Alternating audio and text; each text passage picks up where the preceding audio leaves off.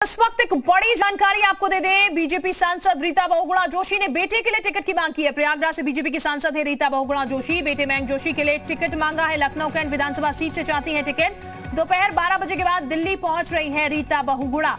तो ये बड़ी खबर इस वक्त की हम आपको बता रहे हैं। रीता बहुगुणा जोशी ने अपने बेटे के लिए टिकट की मांग की है और ये जानकारी सामने आ रही है कि प्रयागराज से बीजेपी की सांसद रीता बहुगुणा जोशी ने अपने बेटे मयंक जोशी के लिए लखनऊ कैंट विधानसभा से टिकट की मांग की है और दिल्ली पहुंच रही है 12 बजे के तकरीबन। ऐसी जानकारी इस वक्त सामने आ रही है। तो ये बड़ी खबर हम आपको बता रहे हैं। अभिषेक दुबे इस वक्त हमारे साथ ज्यादा जानकारी के साथ जुड़ चुके हैं। अभिषेक, सांसद रीता बहुगुणा की तरफ से भी अपने बेटे के लिए टिकट की मांग की जा रही है, ऐसी जानकारी भी 12 बजे दिल्ली आ रही है। हाँ बिल्कुल, देखिए रीता बहुगुणा जोशी जो कि इलाहाबाद की सांसद है, वो 12 बजे पहुंच जाएंगी यहाँ दिल्ली और यहाँ पर आके वो गृह मंत्री अमित शाह से मुलाकात करेंगे और उनकी डिमांड है कि लखनऊ कैंट विधानसभा से उनके बेटे को टिकट दिया जाए। पार्टी इस पर विचार कर सकती है, इसलिए कर सकती है क्योंकि रीता बहुगुणा जोशी ने अपने बेटे को टिकट देने की मांग से पहले उन्होंने राजनीति से उन्होंने कह दिया कि अब वो चुनाव नहीं लड़ेंगे। तो ये लगभग तय मान लीजिए कि 2024 में वो दोबारा सांसद के लिए चुनाव तो नहीं लड़ने जा रही हैं।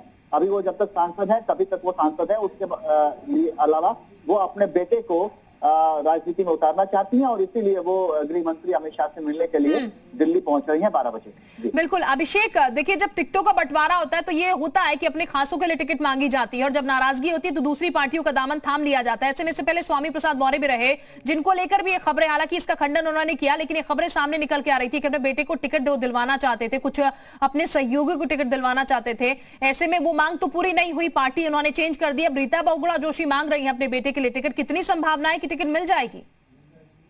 देखिए रीता बहुगुणा जोशी के केस में और स्वामी प्रसाद मौर्य के केस में फर्क है। स्वामी प्रसाद मौर्य खुद पूरी कैबिनेट में मंत्री हैं, विधायक हैं और उनकी बेटी खुद जो है वो सांसद हैं बीजेपी के टिकट से।